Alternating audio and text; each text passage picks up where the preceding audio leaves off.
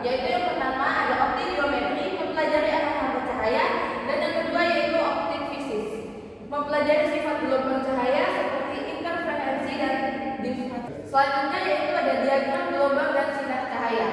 Gelombang elektromagnetik, cahaya adalah gelombang elektromagnetik transversal, memiliki medan listrik dan medan magnet yang saling tegak lurus, merambat dengan kecepatan 3 kali 10⁴ meter per sekon di ruang hampa. Sinar cahaya dalam optik geometri. Dalam optik geometri, cahaya digambarkan sebagai sinar lurus. Contohnya yaitu ada bayangan benda, cahaya senter, dan fenomena gerhana matahari atau bulan. Selanjutnya yaitu ada sejarah optik. Bagian pertama ada Euclid kurang lebih 300 sebelum Masehi menyatakan bahwa cahaya merupakan lurus meletakkan dasar optik geometri. Selanjutnya ada Ibn al-Haytham 965 sampai 1040 mengembangkan teori penglihatan cahaya masuk ke mata bukan keluar dari mata. Selanjutnya yaitu ada Johannes Kepler 1571 sampai 1630 menjelaskan pembentukan bayangan pada retina dan mekanisme penglihatan. Selanjutnya ada Wilbur Snellius 1580 sampai 1626 merumuskan hukum pembiasan cahaya, hukum Snellius antara dua medium. Sejarah optik kedua perkembangan. Wilbur Snellius merumuskan hukum pembiasan cahaya, hukum Snellius pada tahun 1621. Isaac Newton membuktikan cahaya putih terdiri dari spektrum warna melalui percobaan prisma. Christian Huygens mengembangkan teori gelombang cahaya dan prinsip Huygens 1678. Warisan ilmu optik. Ketiga ilmuwan membentuk fondasi optik modern dan fisika gelombang. Sejarah optik. Thomas Young 1801 percobaan celah ganda membuktikan sifat gelombang cahaya melalui interferensi. James Clerk Maxwell 1865 membuktikan cahaya adalah gelombang elektromagnetik dengan persamaan Maxwell. Albert Einstein 1905 menjelaskan efek fotonistrik dan memperkenalkan teori foton kuantum cahaya. Era modern optik. Perkembangan optik kuantum dan laser membuka era teknologi cahaya modern. Baik teman-teman, kita memasuki pada sifat cahaya merambat lurus, yaitu yang pertama, cahaya merambat lurus dalam medium yang seragam. Contoh nyata, bayangan benda terbentuk karena cahaya tidak bisa membelok dan berkas center membentuk garis lurus. Kedua yaitu gerhana matahari dan bulan terjadi karena cahaya merambat lurus sehingga bumi atau bulan menghalangi sinar matahari secara langsung. Selanjutnya yaitu ada hukum pemantulan cahaya. Sudut datang selalu sama dengan sudut pantul, sudut I sama dengan sudut M. Pemantulan teratur terjadi pada permukaan halus cermin datar, sedangkan pemantulan baru terjadi pada permukaan kasar. Selanjutnya yaitu cermin datar menghasilkan bayangan maya tegak sama besar dan jarak bayangan sama dengan jarak benda ke cermin.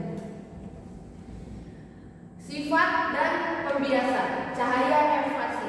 Pembiasan cahaya terjadi ketika cahaya berpindah dari satu medium ke medium yang lain yang berbeda kehambatan sehingga arah hambatannya berubah. Contohnya yaitu seperti pensil terlihat bengkok di dalam air, dasar kolam tampak lebih datar dan pelangi akibat pembiasan cahaya oleh tetesan air. Sifat cahaya dispersi. Dispersi adalah peristiwa penguraian cahaya putih menjadi spektrum warna merah, jingga, kuning, hijau, biru, nila, dan ungu. Akibat perbedaan indeks bias dan warna di medium seperti prisma atau tetesan air. Contohnya yaitu pelangi terbentuk saat cahaya matahari dibiaskan, tetesan air hujan, prisma kaca memecah, cahaya putih menjadi spektrum warna yang indah dan tetap. Pertama yaitu menembus benda bening. Cahaya dapat menembus benda bening seperti kaca, air jernih, dan plastik bening. Memungkinkan cahaya dihembuskan ke sisi lainnya. Contohnya yaitu jendela kaca menembuskan sinar matahari, air jernih di kolam tampak tembus padam, plastik bening pada kemasan memperlihatkan isi di dalamnya. Baik, di sini saya akan menjelaskan tentang cermin datar, di mana sifat bayangan cermin datar bersifat maya atau virtual tegak sama besar dengan benda, dan jarak bayangan cermin sama dengan jarak benda cermin, yang di mana memiliki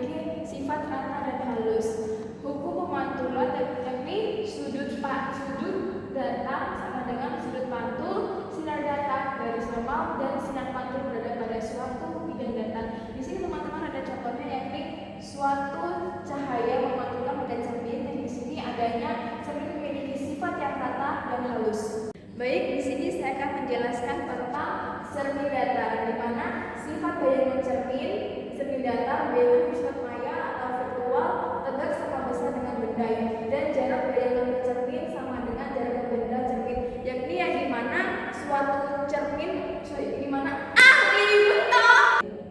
yang dimana cermin memiliki sifat datar atau yang dimana memiliki sifat rata dan halus. Hukum pemantulan yakni sudut datar sama dengan sudut pantul, sinar datar garis normal, dan sinar pantul berada pada suatu bidang datar. Di sini teman-teman ada contohnya, yakni suatu cahaya memantulkan pada cermin, dan di sini adanya cermin memiliki sifat yang rata dan halus. Ini ada cermin cekung.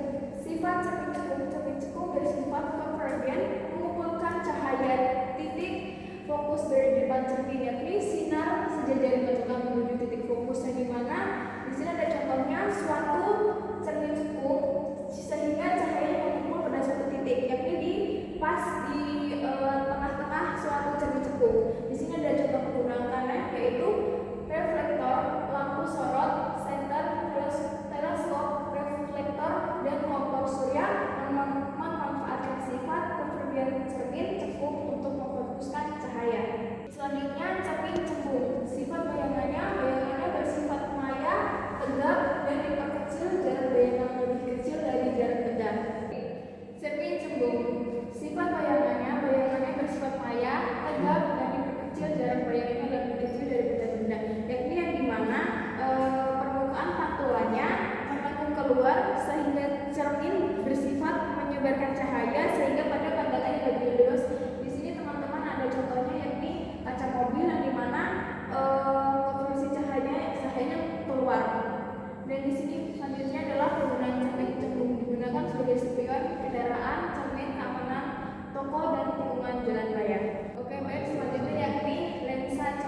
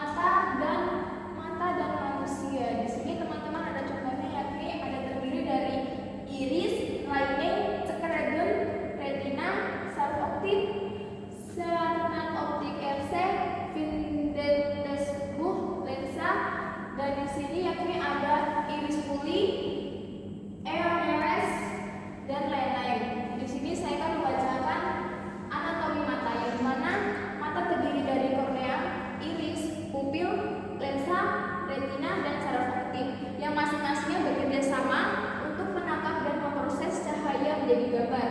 Lensa mata berfungsi membiasakan cahaya agar bayangan jatuh tepat di retina, sementara saraf optik meneruskan sinyal visual ke otak. Selanjutnya yakni ada loop dan mikroskop, yang dimana loop itu kaca pembesar lensa cembung tunggal untuk memperbesar benda kecil. Pembesarannya sama dengan 25 cm dibagi jarak fokus lensa. Mikroskop terdiri dari lensa objektif dan lensa ocular memperbesar benda sangat kecil sehingga ratusan kali. Komponennya yakni meja benda, cermin, revolver, tabung, dan diafragma. Selanjutnya di sini ada alat optik. Yang pertama, teleskop, alat untuk mengamati benda jauh. Jenisnya yaitu refraktor, lensa dan reflektor cermin. Cahaya difokuskan ke lensa okuler untuk memperbesar bayangan. Yang kedua, adanya kamera. Prinsip kerja mirip mata manusia. Cahaya masuk melalui lensa difokuskan ke sensor atau film. Apertur mengatur intensitas cahaya yang masuk. Baik, selanjutnya di sini yaitu ada alat optik periskop, yang dimana kerja periskop itu menggunakan dua cermin atau prisma yang dipasangkan kepada sudut 45 derajat untuk membelokkan cahaya, sehingga memungkinkan pengamat melihat objek yang terhalang oleh penghalang fisik. Periskop banyak digunakan pada kapal selam untuk mengamati permukaan laut dari kedalaman air, serta digunakan dalam keperluan militer dan pengintaian. Selanjutnya, miopi. Apa itu miopi? Miopi adalah rabun jauh adanya kelainan mata di mata bayangan benda jatuh di depan retina. Penderitaan sulit ini melihat benda yang jauh tetapi jelas untuk benda yang dekat. Dan di sini adanya koreksi dengan lensa cekung. Lensa cekung atau divergen digunakan untuk membantu penderita miopi. Lensa ini menyebarkan sinar agar bayangan tepat jatuh di retina, sehingga penglihatan jauh menjadi jelas kembali. Di sini ada contoh, yaitu suatu benda yang terkena suatu retina. Selanjutnya yaitu hipermetropi, yang dimana hipermetropi ini yang rabun dekat, kelainan mata di mana bayangan benda jatuh di belakang retina, penderitaan kesulitan melihat benda yang dekat dengan jelas. Koreksi dan penanganan yaitu dikoreksi dengan lensa cembung konvergen yang membantu memfokuskan cahaya tepat pada retina. Kacamata atau lensa kotak berlensa positif digunakan sebagai solusi. Di sini adanya selanjutnya yaitu kelainan mata, yang dimana presbiopi dan astigmatisme. Presbiopi yang dimana rabun jauh atau sampai dekat, elastisitas lensa mata berkurang akibat usia, sulit melihat dekat maupun jauh, dikoreksinya dengan kacamata bifokal atau progresif. Di sini adanya astigmatisme mata slider. Kornea atau lensa tidak simetris sehingga bayangannya tampak kabur dan banyak pembayangan. Dikoreksi menggunakan lensa slider. Selanjutnya ada penerapan optik. Yang pertama, mikroskop. Alat optik yang menggunakan lensa cembung ganda untuk memperbesar objek sangat kecil, digunakan dalam penelitian biologi medis dan laboratorium sains. Yang kedua adanya endoskop dan laser bedah. Endoskop menggunakan serat optik untuk melihat organ dalam tubuh. Laser bedah memanfaatkan cahaya terkonsentrasi untuk prosedur medis presisi tinggi. Dan yang ketiga, serat optik komunikasi.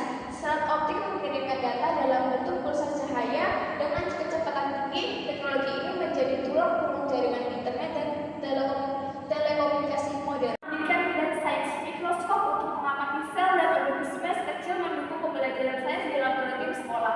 Yang kedua, transportasi. Lampu kendaraan dan reflektor menggunakan cermin cembung. Spion menggunakan cermin cembung untuk pandangan lebih luas.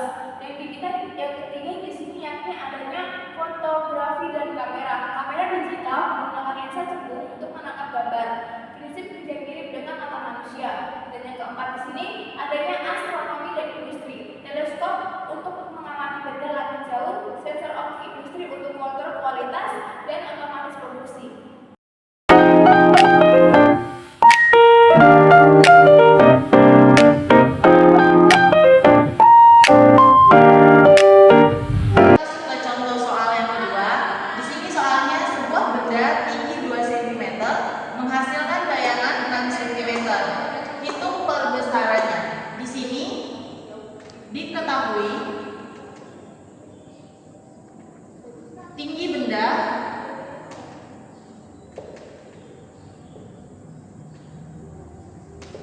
atau H sama dengan 2 cm dan tinggi bayangan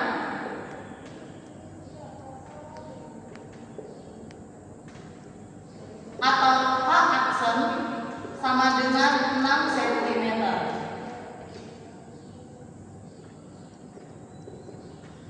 Yang ditanya M atau perbesarannya. Baik, sebelum kita menyelesaikan soalnya, kita harus tahu dulu rumusnya. Rumusnya yaitu M sama dengan H aksen dibagi H. Baik, kita masuk ke cara pengerjaan soalnya, yaitu masukkan nilai yang diketahui ke dalam rumus tersebut, yaitu M sama dengan H aksen bagi H, yaitu 6 bagi 2 sama dengan 3. Jadi perbesarannya 3 kali. Artinya bayangan yang terbentuk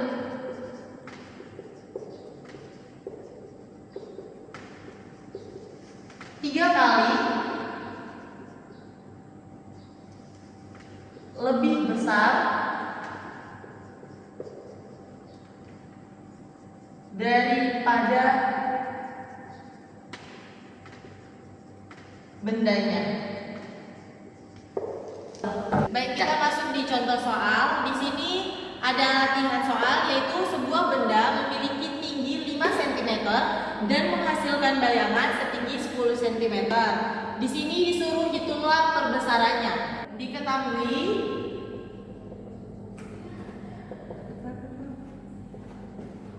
tinggi benda 5 cm dan tinggi bayangan 10 cm. Yang ditanya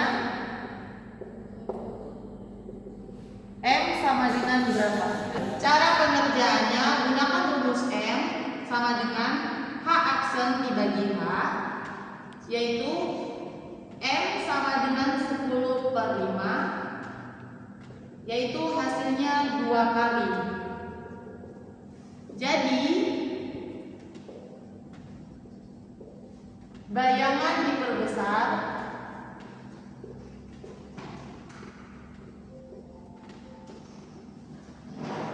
2 kali dibandingkan